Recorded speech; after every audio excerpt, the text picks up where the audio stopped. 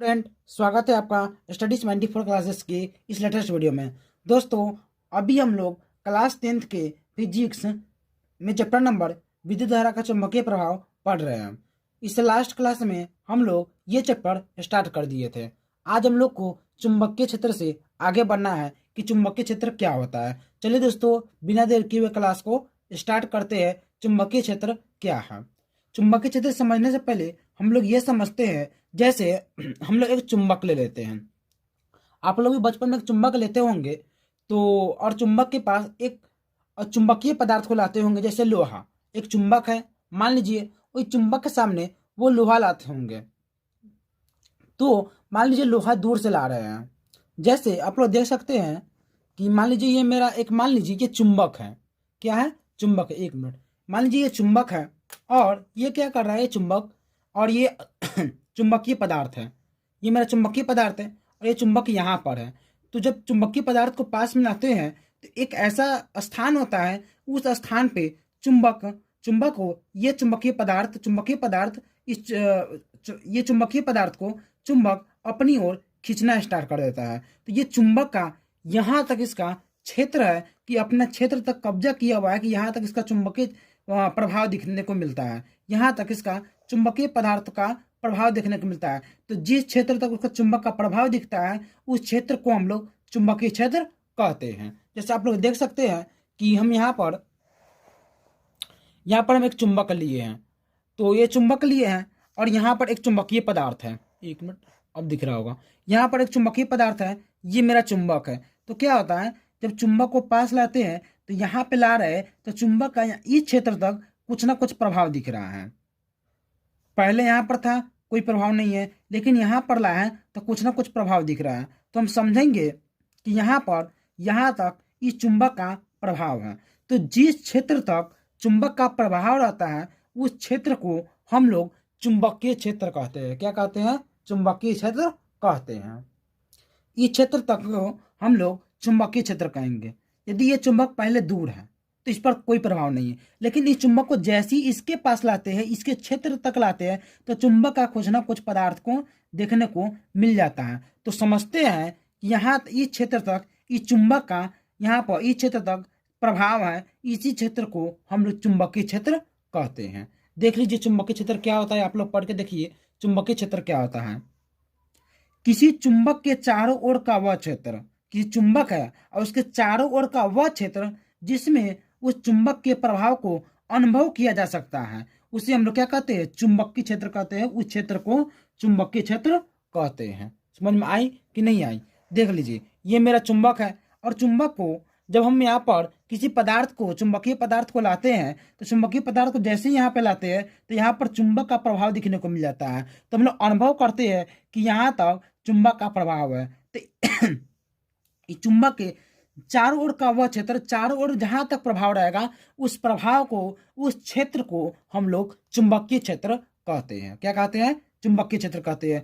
ये चुंबक अपने चारों ओर तक एक क्षेत्र बनाया है और उस क्षेत्र तक चुंबक का प्रभाव रहता है। उस क्षेत्र को हम लोग चुंबकीय क्षेत्र कहते हैं। आप लोग बचपन में देखे होंगे कि एक चुंबक लेते हैं और दूसरा चुंबक या चुंबकीय पदार्थ को पास लाते हैं, तो एक स्थान पर ऐसा आता है कि चुंबक का कुछ ना कुछ प्रभाव दिखने लगता है। तो चुंबक के चारों ओर तक मतलब कुछ ना कुछ प्रभाव दिखता रहता है। तो चुंबक के चारों ओर का जितना भी क्षेत्र है, उस क्षेत्र को हम लोग चुंबकीय क्षेत्र कहते हैं। क्या कहते हैं? चुंबकीय क्षेत्र। पढ़ लीजिए, फिर से पढ़िए, बार बार पढ़िएगा तो याद हो जाएगा।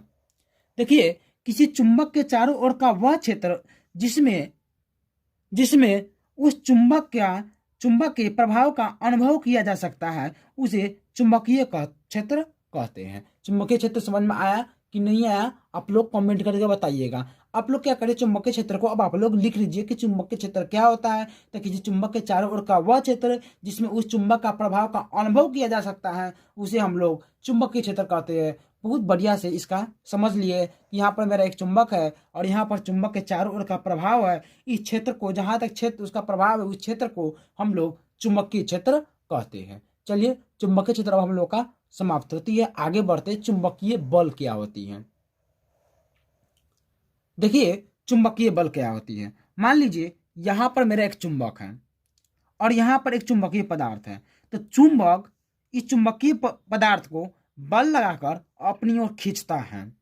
तो ये चुंबक इस चुंबकीय पदार्थ पर इस चुंबकीय पदार्थ पर जितना बल लगाता है, ये चुंबक इस चुंबकीय पदार्थ पर जितना बल लगाता है, उस बल को हम लोग चुंबकीय बल कहते हैं। क्या कहते हैं? चुंबकीय बल। तो ये चुंबक चुंबकीय पदार्थ पर जितना बल लगाता है, उस बल को हम लोग चुंबकीय बल कहते हैं। समझ में आया कि नहीं आया? कि एक चुंबक अपने चुंबकीय पदार्थ पर जितना बल लगा दे, उस बल को हम लोग चुंबकीय बल कहते हैं। पढ़ कर देख लीजिए, चुंबक के द्वारा चुंबकीय पदार्थ पर लगाया गया बल, चुंबक के द्वारा चुंबकीय पदार्थ पर लगाया गया बल, इस पर जितना बल लगाता होगा, जैसे कोई भारी चुंबक है तो अपने से आसान छोटे चुंबकीय पदार्थ को उस पर ज्यादा बल लगाता है, तो जितना बल लगा उस बल को हम लोग चुंबकीय बल कहते हैं। कि कोई चुंबक चुंबकीय पदार्थ पर जितना बल लगाता है, उस बल को हम लोग चुंबकीय बल कहते हैं। समझ में आया कि नहीं आया कि चुंबकीय बल क्या होता है? कि चुंबक के द्वारा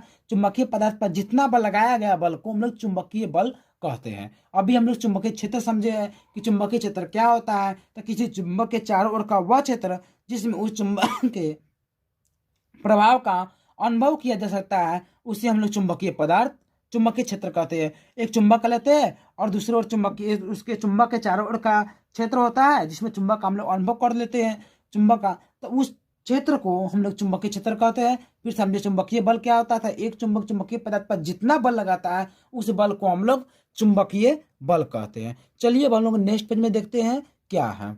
अब देखिए कंपास क्या है। तो आप लोग की स्क्रीन पर एक फोटो दिख रहा होगा, वो मेरा कंपास है। बीच में एक सुई होगा जो उत्तर की तरफ एन लिखा हुआ है, और एक दक्षिण की तरफ होगा जो एस लिखा हुआ होगा। बीच में एक चारों ओर उसके एक वृत्ताकार पदार्थ से बना हुआ है, जो अचुंबकीय पदार्थ से बना होता है। तो बीच में चुंबक है और उसके चारों ओर अचुंबकीय पदार्थ से बना हुआ है। और ये जो इसको हम लोग कंपास बोलते हैं। ये क्या होता है? इसको जब स्वतंत्र रूप से लटकाइएगा तो ये एक उत्तरी तरफ उत्तर दिशा की तरफ होगा, एक दक्षिण दिशा की तरफ होता है। एक उत्तर दिशा की ओर घूम जाती है, एक दक्षिण दिशा की ओर घूम जाती है। जो उत्तर दिशा की ओर घूमती है उसे हम लोग उत्तरी ध्रुव कहते हैं, जो दक्षिण दिशा की ओर घूमती है उसे दक्षिण ध्रुव कहते हैं। तो आप लोग देखते होंगे कि जब हम लोग कभी समुद्र में जहाज चलती है, शिप चलती है, तो वहां पर कोई रास्ता नहीं होती है। तो इसी कंपास की मदद से हम लोग पहचानते हैं, कंपास स्वतंत्र लटकाते हैं तो समझ जाते हैं कि ये मेरा उत्तर दिशा है, ये मेरा दक्षिण दिशा है। यदि आप किसी भी चुंबक को लटकाइएगा तो एक उत्तर दिशा की ओर होगी, एक दक्षिण दिशा की ओर होगी।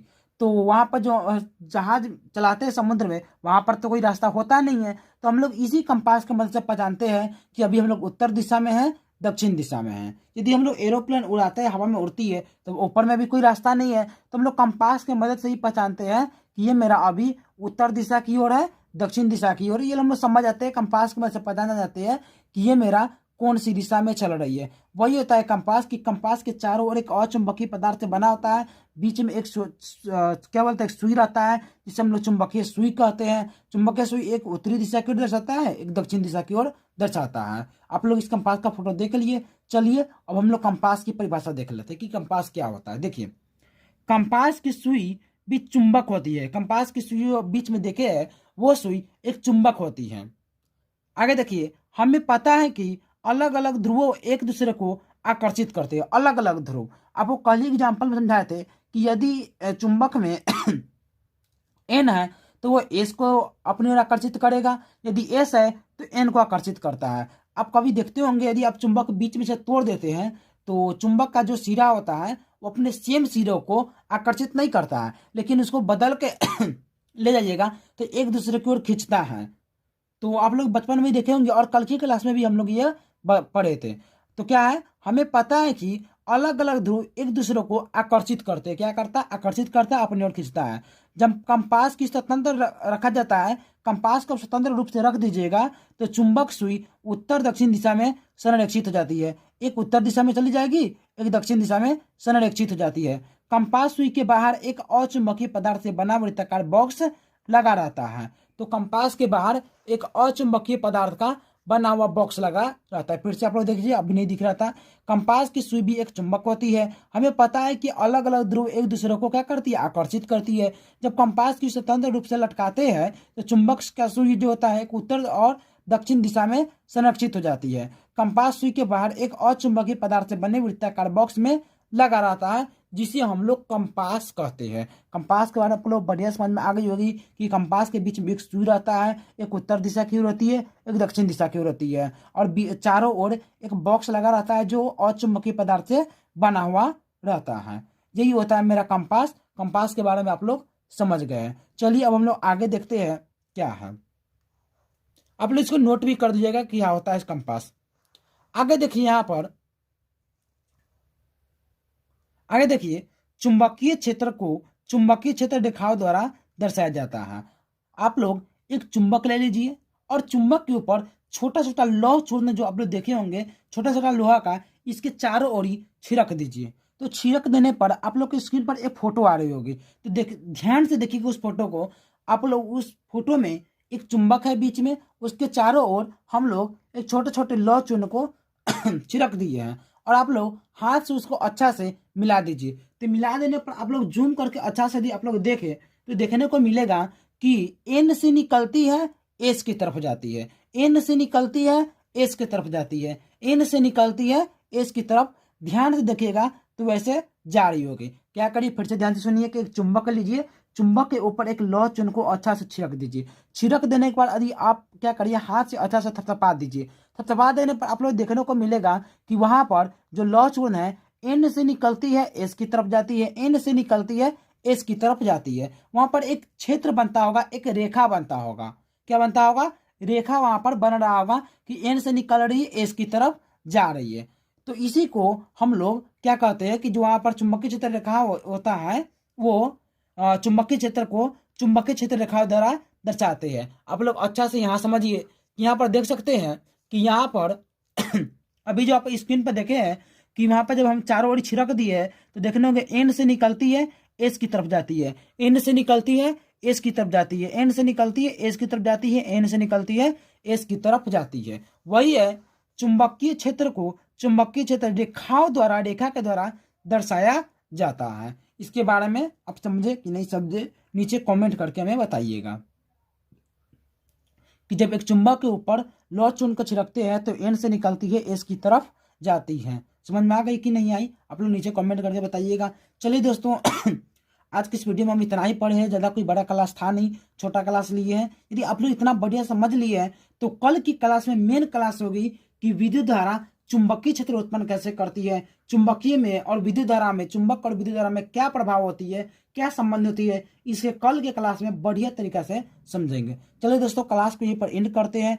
आप लोग क्या करिए, इस वीडियो को लाइक करिए, कमेंट करिए, शेयर करिए, ज़्यादा से ज़्यादा शेयर करिए ताकि और बच्चा देखे। Thank you.